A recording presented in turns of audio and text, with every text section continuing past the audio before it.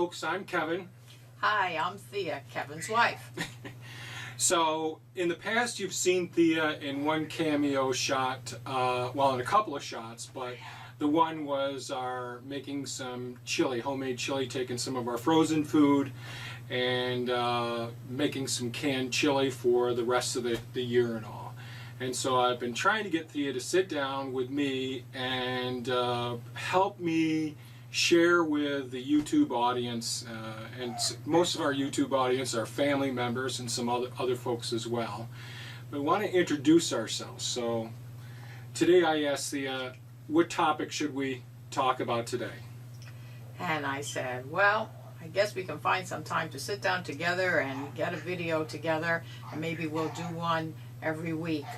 I thought probably if we're starting for the first time, let's go ahead and talk about ourselves a little bit, where we came from, our experiences, you know, from childhood up, and kind of set the theme for our life experiences. And maybe that'll help you guys in your life growth too. Okay, well, go ahead and start, Thea. Oh, thanks, Kevin. So we both kind of grew up in an environment where there was a lot of nature around us, although totally different places in New York State. I grew up down in Westchester County, which is outside of New York City. A lot of population there now, but when I was growing up, I was fortunate enough to live up on a hill. My father built a house. There was woods all around. There was a pond and a swamp, and I spent most of my time when I wasn't in school down playing with the frogs and the turtles and things like that.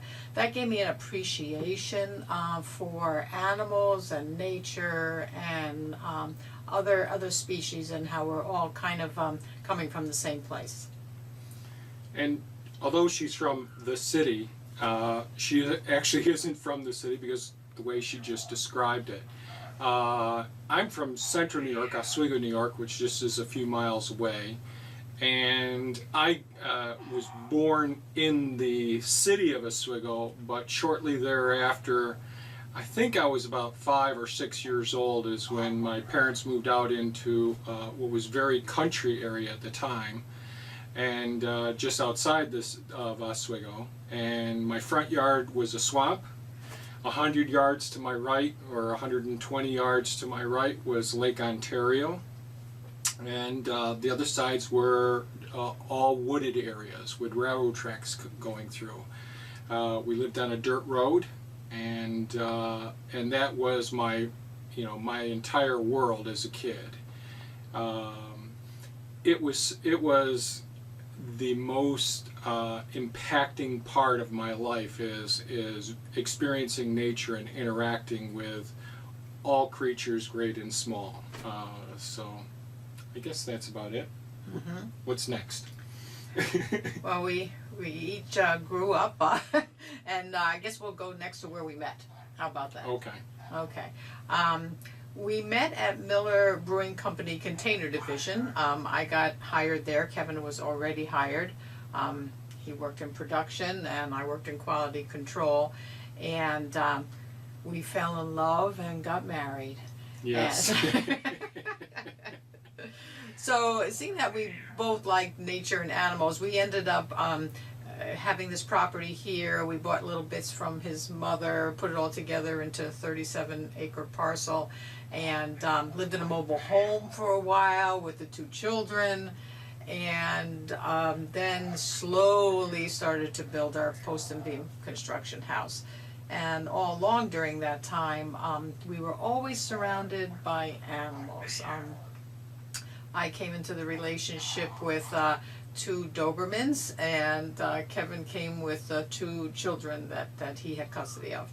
So with that, we started having horses and lots of cats and dogs, and then went ahead and continued to work at Miller. And after that, we decided maybe we do some things with the horses. We started with race horses. However, we found out that that wasn't the best compassionate industry for the horses.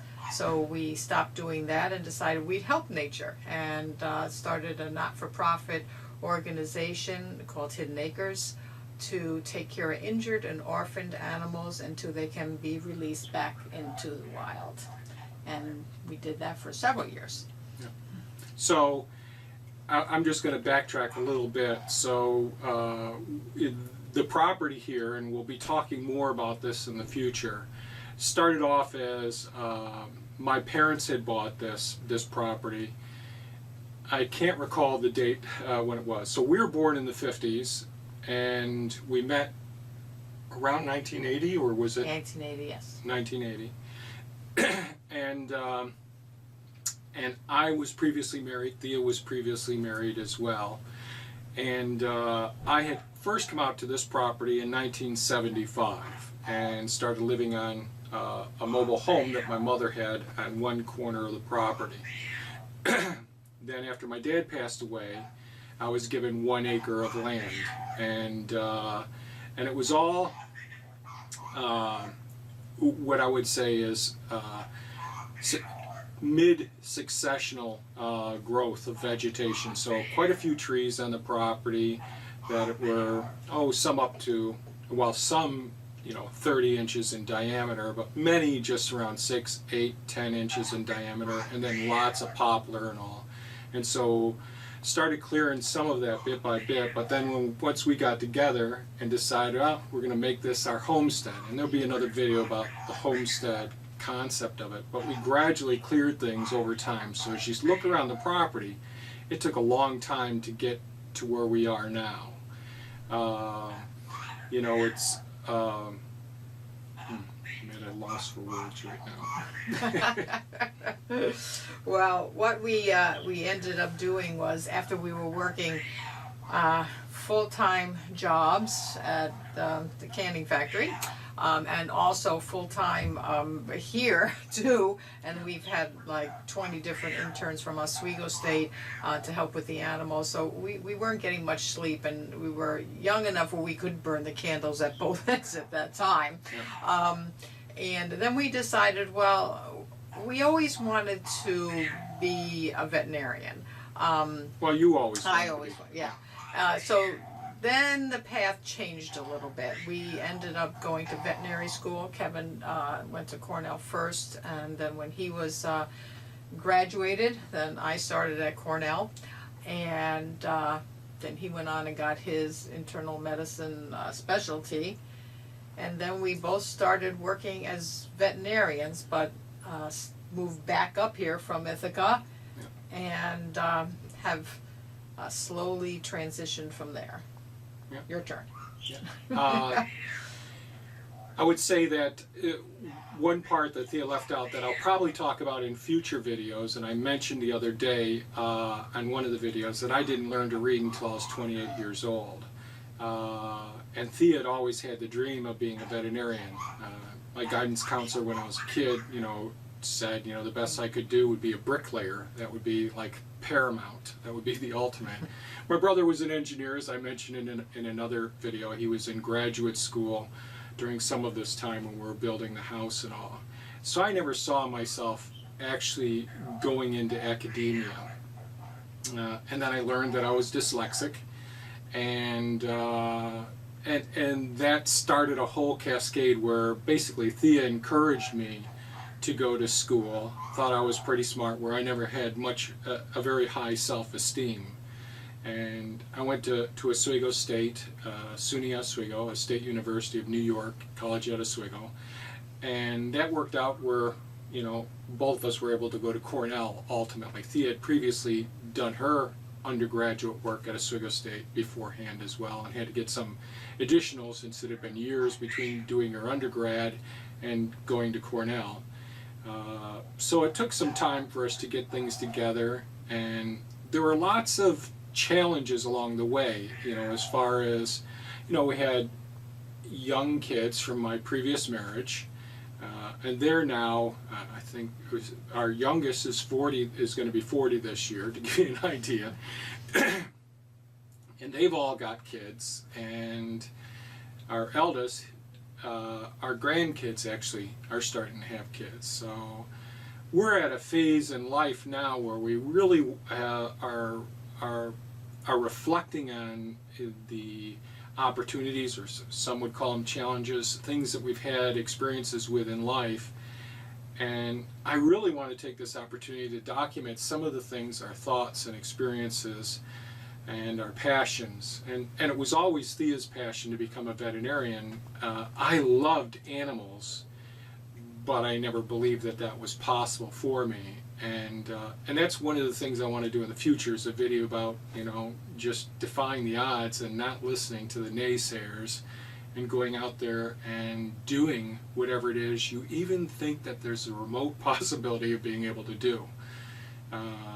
People often come around here now and they look at the way that the site looks and can't really see all the effort and the many years of work that we put into the place.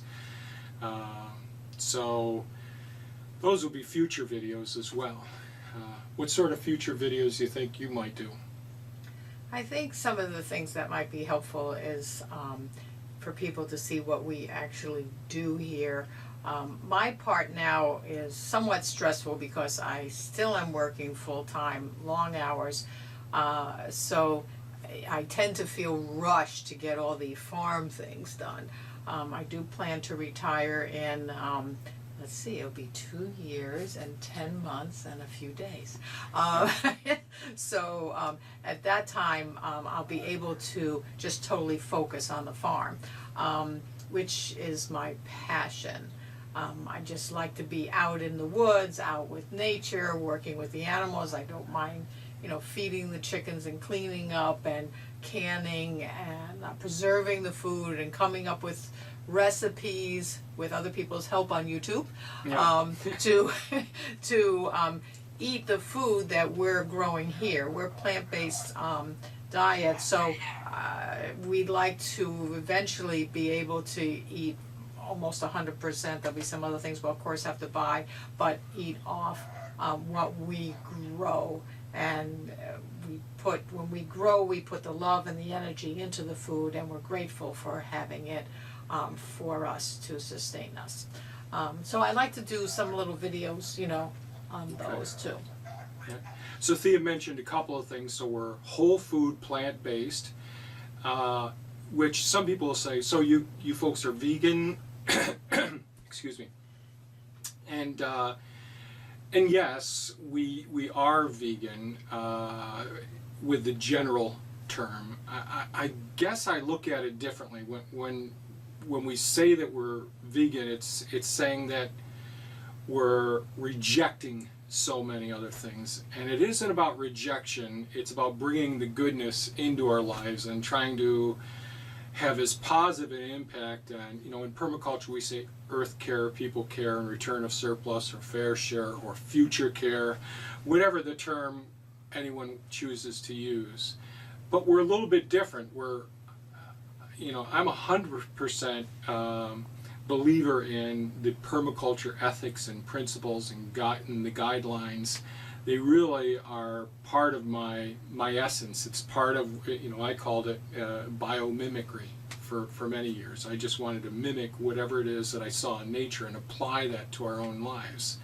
Whereas when I discovered permaculture, it gave me a set of tools, a way of approaching situations, a logical, descriptive way of approaching, all of the challenges that we encounter regularly. Some of the things I want to share in the future are failures, and because failures are, I guess the three big things: fear, failure, and pain. Most of us want to distance ourselves from those things. I've learned to embrace them. I know Thea really doesn't love that too much yet. I don't embrace it at all, the fear, but I guess working through it and letting it go, type thing. Yeah.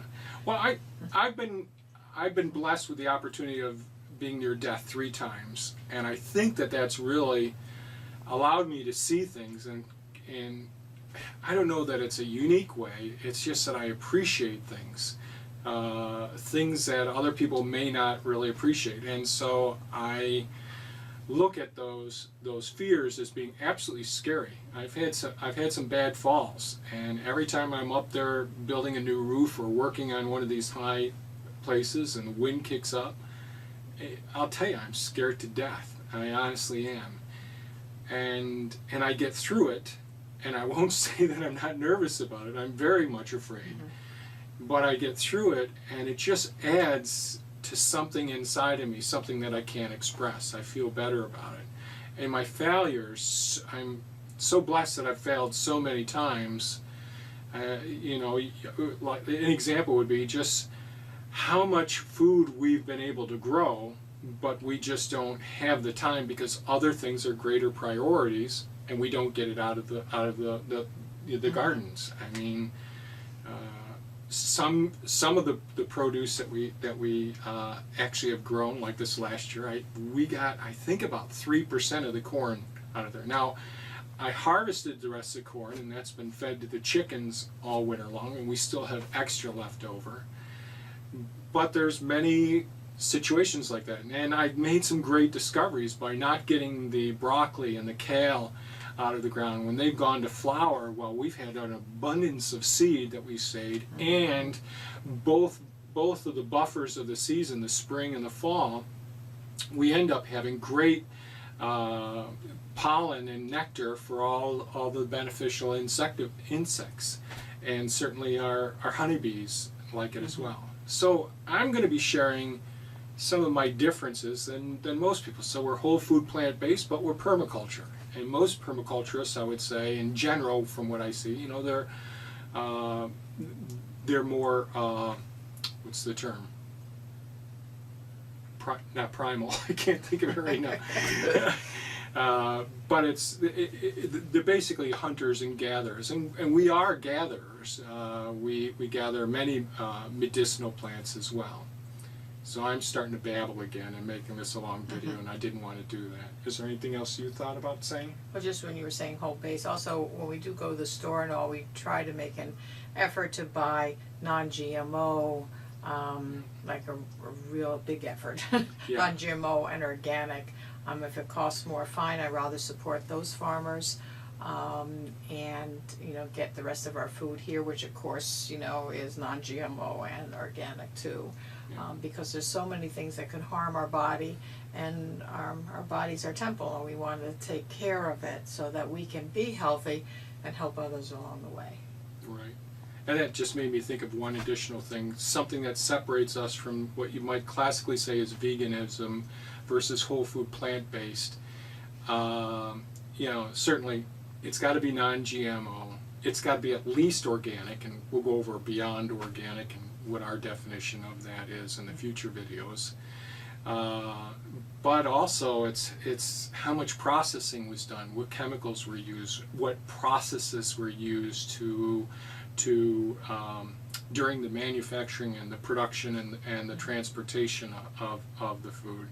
So, and with respect to veganism versus whole food plant-based, the other thing is we don't want the saturated fats in our diet. We don't want the salts in our diet.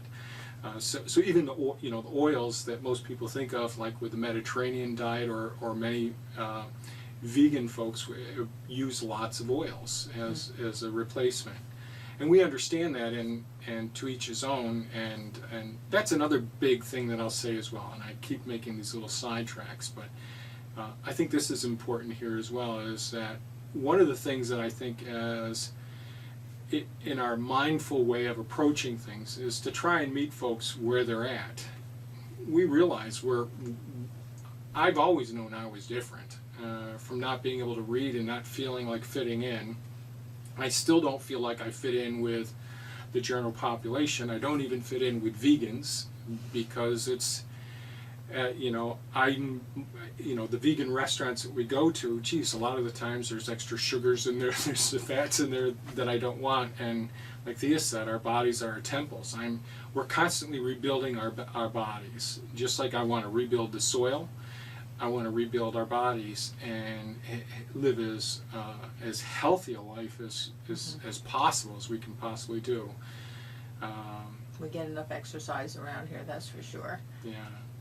And I just started a Tai Chi class once a week about 6 months ago, so I'm learning all new muscles and stretching and balancing that I thought it looked so easy those people in the park just moving slowly, but my God, it's not. But it feels good. It feels good. So taking care of yourself in aspects as far as food and exercise, getting enough sleep, and enjoying the moment that you're in. That's important. It's a lifestyle approach to health, and the greatest form of wealth that we can have is our health. And I'm talking about certainly our emotional, our mental, intellectual, our physical, our endurance, all of these things, our spiritual health, everything is very, very important. And it's so easy to get caught up in a track that may not, that you achieve an ultimately unbalanced state of life.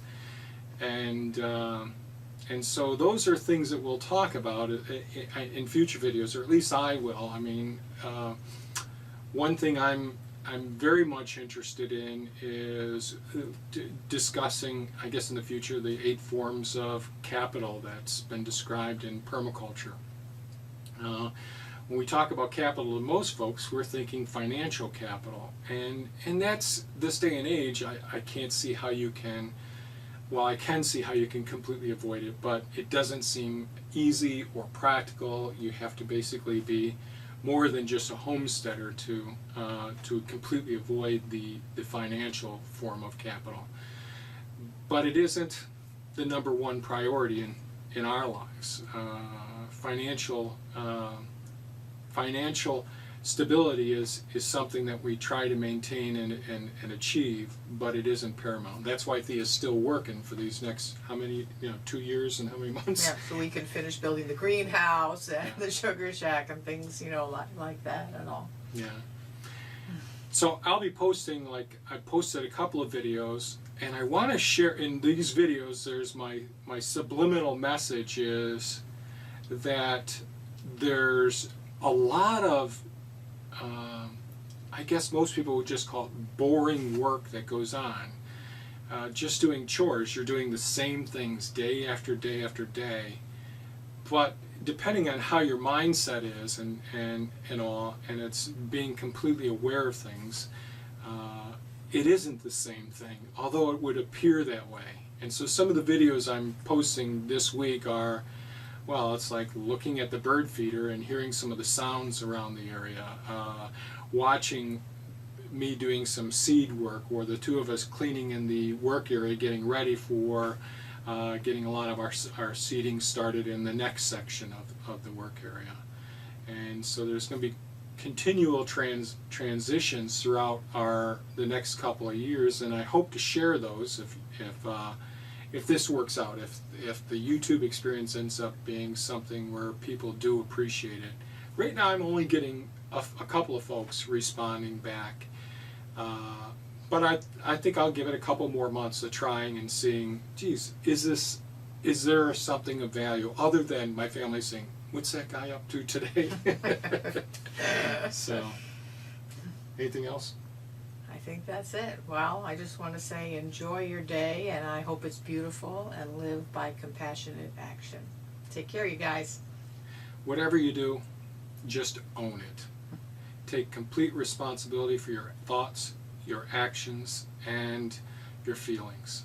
Take care, folks. Have a great day. See you later, guys. Bye. Bye-bye now.